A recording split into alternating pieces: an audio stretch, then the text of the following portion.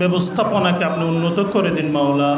আল্লাহ, আমাদের ইসলামী রাষ্ট্র না থাকার কারণে মাওলা আমরা বারবার সুদের দ্বারস্থ হতে হচ্ছে। আল্লাহ, এমন একটি ব্যবস্থাপনা আপনি আমাদের ব্যবস্থা করে দিন মাওলা, যে ব্যবস্থাপনার মাধ্যমে আমরা শরিয়া যাতে লঙ্ঘন না হয় মাওলা, আমাদের সুদের আল্লাহ কাছাকাছি হতে না হয়। আল্লাহ, এমন একটি ব্যবস্থাপনা যে চলমান ব্যবস্থাপনাগুলি রয়েছে মাওলা ইসলামী, আল্লাহ এগুলিকে আপনি আল্লাহ সুদ মুক্ত করে দিন মাওলা। বাঁশখালী উপজেলার জলদি মিয়ার বাজারস্থ নুরুল কুরআন হিফজ মাদ্রাসার প্রতিষ্ঠাতা পরিচালক ও মার্কেন্টাইল ইসলামী লাইফ ইন্স্যুরেন্স লিমিটেডের সম্মানিত গ্রাহক মরহুম হাফেজ মাওলানা মোহাম্মদ আবদুল্লাহ রহিমুল্লাহের মৃত্যু দাবির চেক হস্তান্তর দোয়া ও ব্যবসা উন্নয়ন সভা অনুষ্ঠিত হয়েছে ৭ ডিসেম্বর ২০২৫ ইং রবিবার সকাল ১০টায় মার্কেন্টাইল ইসলামী life insurance limited Banshkhali service সেন্টারের হল রুমে এই অনুষ্ঠানটি অনুষ্ঠিত হয়।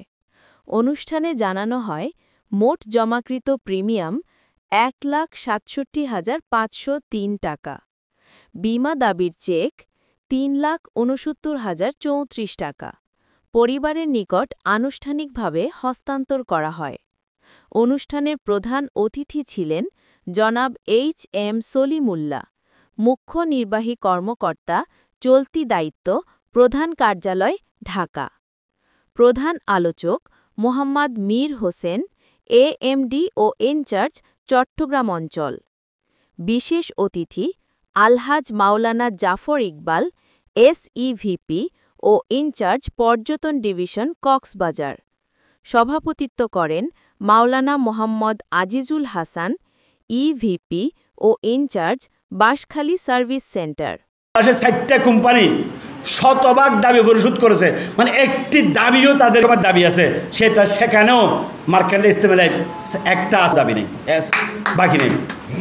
আমরা এই জায়গায় আছি আল্লাহর শেষ মেহেরবানি।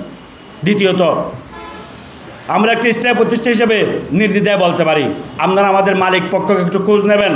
কামাল স্যার, নাসির স্যারের কথা বলেছেন, ওনারা হচ্ছে চিটং বিল্ডার্স, সিবিএম বলা হয়, সিবিএম।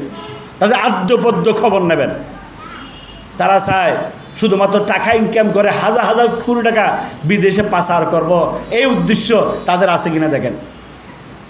আলহামদুলিল্লাহ, তারা একটাই কাজ করতে চায়। আমাকে আমার কোম্পানির চেয়ারম্যান একটা নির্দেশ দিয়েছে, হক্কুল আবাদ, হক্কুল আবাদ, হক্কুল আবাদ। উনি বলেছেন, আমরা আগুন নিয়ে খেলতেছি, আমাদের এটার টাকার দরকার নাই, আমরা বিমা কোম্পানিটা খুলেছি, আমরা যেন মানুষের হক মানুষের কাছে পৌঁছাতে পারি, এটা যেন আমাদের জন্য নাজাতের উসিলা হয়, জাহান্নামের যেন কারণ না হয়।